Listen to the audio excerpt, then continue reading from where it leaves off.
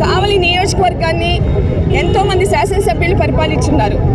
మరి ఏ శాసనసభ్యులు చేయని దుశ్చర్య మన మాజీ శాసనసభ్యులు చేస్తున్నారు. ఈరోజు ఇందాకే మాకు తెలిసిన విషయం, కావలి మాజీ శాసనసభ్యులు ఇంటి ముందు రోడ్డు వేయలేక అది ఇప్పుడు శాసనసభ్యులు మా కృష్ణారెడ్డి గారు వేసినందువల్ల చూడలేకనా, లేకపోతే తుమ్మలపెంట రోడ్డు అధోగతి పాలైనందుకు ఇప్పుడు తుమ్మలపెంట రోడ్డు వేసినందుకు చూడలేకపోతున్నారా, మరి ఏం చేస్తున్నారని చెప్పని, ఏం చేయాలనుకుంటున్నారని చెప్పని మాజీ శాసనసభ్యులు ప్రతాప్ రెడ్డి గారు మాకు అర్థం కావట్లా.